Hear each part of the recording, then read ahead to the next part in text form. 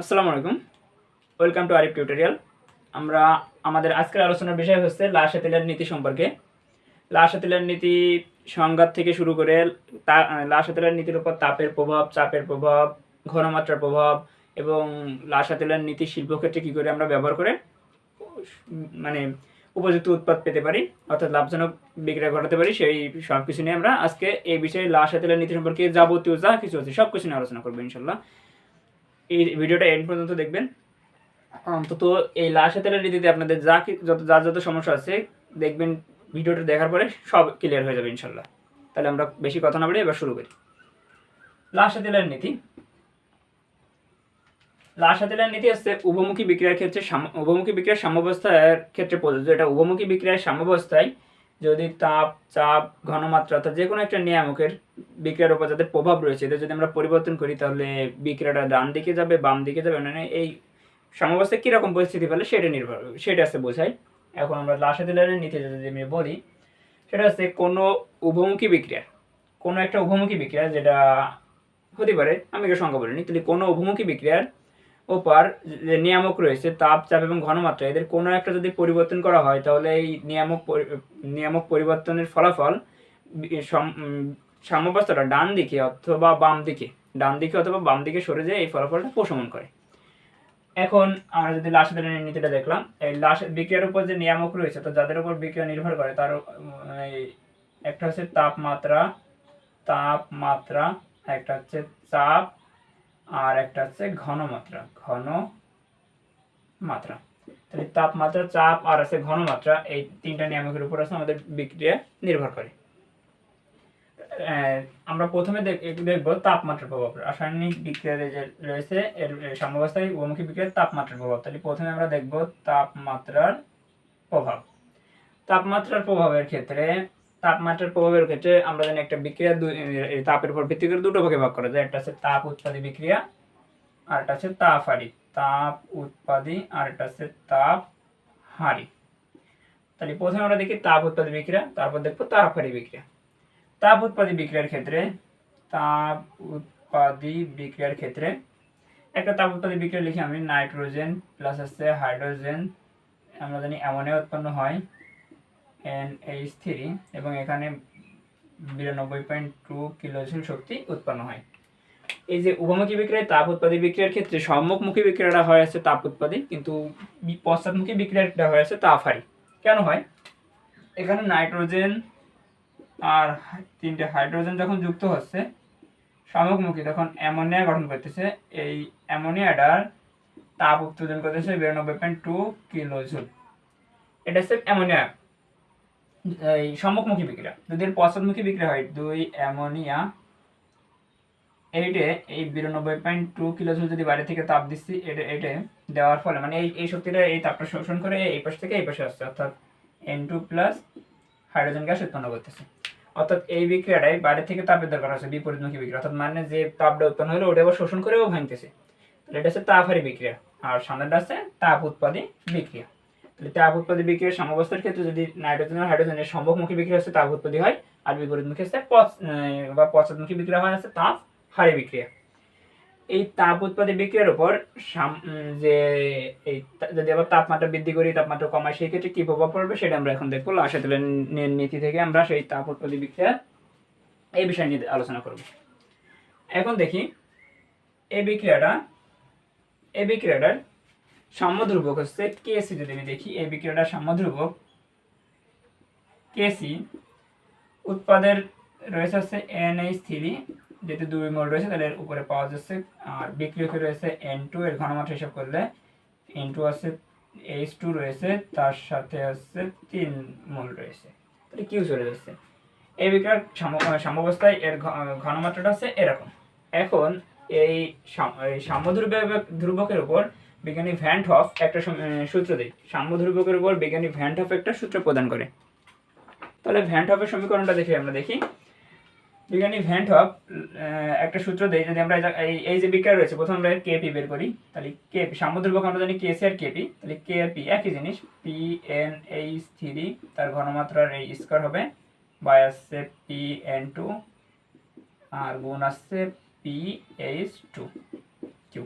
এটা আমরা সাম্যাবস্থায় কেপি বের করলাম বিক্রিয়কার মানে এই সাম্যাবস্থায় এই বিক্রিয়াটার বিজ্ঞানী বিজ্ঞানী ভ্যান হফ একটা সূত্র প্রদান করে সাম্যাবস্থায় এই কেপিকেসির উপর তাপমাত্রা তাপ উৎপাদী বিক্রিয়ার ক্ষেত্রে এই যে তাপমাত্রা রয়েছে তার উপর ভিত্তি করে একটা সূত্র প্রদান করে, সেটা হচ্ছে log kp is equals to minus del h by 2.303 molar gas ধ্রুবক r গুণ 1/t প্লাস হচ্ছে c একটা ধ্রুবক c।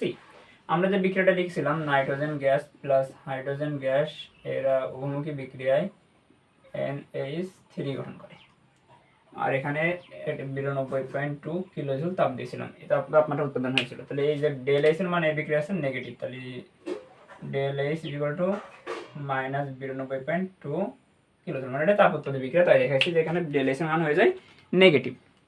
এখন আমরা দেখব কি এখানে একটা যেহেতু সূত্রে একটা মাইনাস রয়েছে আর ডেল এইচ এর মান যদি আমি এই মানটা যদি আবার মাইনাস 92 ধরতাম তাহলে এটা প্লাস মান বেরোতে, তার মানে এটা হচ্ছে ধনাত্মক আসতো।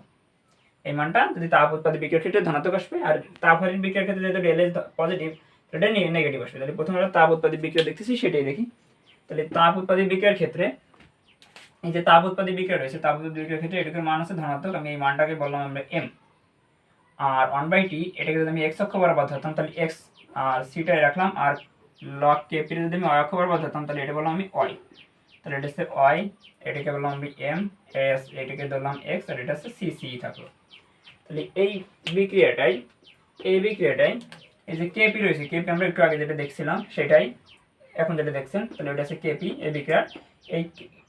এইটাকে যদি আমরা একটা গ্রাফের মাধ্যমে দেখি, এই যে এই গ্রাফে আমি x অক্ষ বরাবর যেহেতু এই যে x ধরেছি 1/t কে, তাহলে এটা এই x অক্ষ বরাবর 1/t নিলাম এদিকে, আর y অক্ষ বরাবর log এই যে কেপি ছিল সেটা নিলাম log কেপি নিলাম আছে আমি y অক্ষ বরাবর।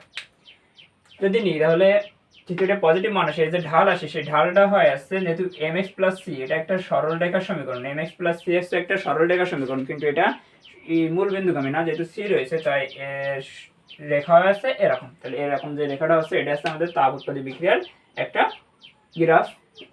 এই ভ্যান হফের সমীকরণের মাধ্যমে দেখুন তাপ উৎপাদী বিক্রিয়ার ক্ষেত্রে এই ধরনের গ্রাফ আসে। এইটা এই গ্রাফ থেকে বোঝা যায় এটা হচ্ছে তাপ উৎপাদী বিক্রিয়া। এটা যদি একটা তাপহারী বিক্রিয়ার ক্ষেত্রে ঘটতো সেই ক্ষেত্রে দেখতাম আমরা, দেখি কেমন হয়। তাহলে যদি তাপহারী বিক্রিয়া হতো সেই ক্ষেত্রে আমি একটা তাপহারী বিক্রিয়া লিখলাম নাইট্রোজেন গ্যাস প্লাস এটা বিয়োজন বিক্রিয়া লিখি আমি N2O4, এটাকে যদি আমি তাপ দিতাম তাহলে জায়গায় নাইট্রোজেন ডাইঅক্সাইড উৎপন্ন হতো। এটা হচ্ছে তাপহারী বিক্রিয়া হতো, যেটা বিয়োজন বিক্রিয়া, যেটা ভেঙে ওঠা হচ্ছে তাহলে এটা হচ্ছে তাপহারী বিক্রিয়া, বাইরে থেকে তাপ দেওয়া লাগতেছে তাই এটা তাপহারী বিক্রিয়া। এই তাপহারী বিক্রিয়ায় যদি আমরা কেপি দেখতাম তাহলে KP is equal to PnO2 যদি 2 মোল তাহলে স্কয়ার বাই আসছে Pn2O4। এটা ছিল কেপি। এই এটা যদি আমি এর ঘনমাত্রা বসাতাম তাহলে আমরা কেপির মান পেয়ে যেতাম যদি দেওয়া থাকতো। তাহলে আগের মতো এই ভ্যান হফের সমীকরণে গ্রাফে যদি আমি log p বসাতাম, log p এদিকে বসাতাম কেপি, আর এটা যদি 1/t বসাতাম, যেহেতু ভ্যান হফের যে সমীকরণ ছিল সেই জায়গায় আমাদের সমীকরণটা ছিল হচ্ছে log kp সমান minus del H by 2.303 r গুণ 1/t যোগ আছে c। এখানে যে ডেল এইচ এর মান, যেহেতু তাপহারী বিক্রিয়ার ডেল এইচ এর মান হচ্ছে পজিটিভ, তাহলে এই পজিটিভ মানটা যদি আমি এই সমীকরণে বসাতাম তাহলে মোট m এর মান আসছে নেগেটিভ, অর্থাৎ আমরা যে ঢালটা পাবো সেই ঢালটা পাবো এবার আসছে আমরা নেগেটিভ, অর্থাৎ উপর থেকে নিচের দিকে চলে আসবে। আর আমরা জানি এটা যদি y হতো, এটা যদি m হতো, এটা যদি x হতো, এটা c হতো, তাহলে y mx প্লাস c এটা সরল রেখা হবে, কিন্তু সেটা বিপরীতমুখী, অর্থাৎ এদিক থেকে এদিকে আসবে এই গ্রাফটা। কিন্তু মূল বিন্দুগামী না, যেন আদি অবস্থান আছে c, এই জন্য আমি এই রেখার সাথে লাগাই দিতে পারিনি। তাহলে এটা ছিল তাপহারী বিক্রিয়ার গ্রাফ। তাহলে আমরা যখন সাম্যাবস্থায়, এবার আমরা দেখি সাম্যাবস্থায় যদি তাপমাত্রা বৃদ্ধি করি আর তাপমাত্রা কমায় সেই ক্ষেত্রে লাসের বিক্রিয়াটা কেমনভাবে ক্রিয়া করে। তাহলে এই সাম্যাবস্থায় যদি তাপ উৎপাদী বিক্রিয়ার ক্ষেত্রে সাম্যাবস্থা যদি আমরা এই তাপমাত্রা বৃদ্ধি করি, সাম্যাবস্থা যদি তাপমাত্রা বৃদ্ধি করি তাপ উৎপাদী বিক্রিয়ার ক্ষেত্রে, তাহলে তাহলে এই অ্যামোনিয়া উৎপাদ যেটা রয়েছে, এই উৎপাদ যেহেতু তাপ পাচ্ছে যখন, তখন আমরা জানি বিপরীতমুখী প্রক্রিয়া হবে। তাহলে এই তাপ বৃদ্ধি করলে অ্যামোনিয়া ভেঙে নাইট্রোজেন আর হাইড্রোজেন গ্যাসে পরিণত করবে, অর্থাৎ উৎপাদ থেকে বিক্রিয়া করে সাম্যাবস্থা বামে চলে আসবে। আর যদি এই তাপমাত্রা যদি কমায় তাহলে এটা থেকে ওদিকে চলে যাবে, তো সাম্যাবস্থা ডান থেকে বামে যাবে। আর যদি তাপ হারি বিক্রিয়া একটা দেখছিলাম আমরা N2O4, একে যদি আমরা তাপ কমাই তাহলে তাপ হারি বিক্রিয়া NO2 উৎপন্ন হয়েছিল। তো যদি তাপ এই বিক্রিয়া যদি সাম্যাবস্থায় বেশি পরিমাণ তাপ দেওয়া হয় তখন তো N2O4টা ভেঙে NO2-তে পরিণত হবে, তো নাইট্রোজেন ডাইঅক্সাইডে পরিণত হবে।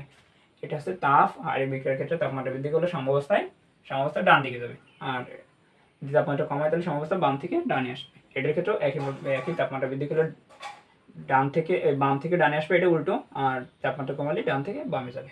এটা ছিল হচ্ছে সাম্যাবস্থা লাসা তুলনের বিক্রিয়ার তাপমাত্রার প্রভাব।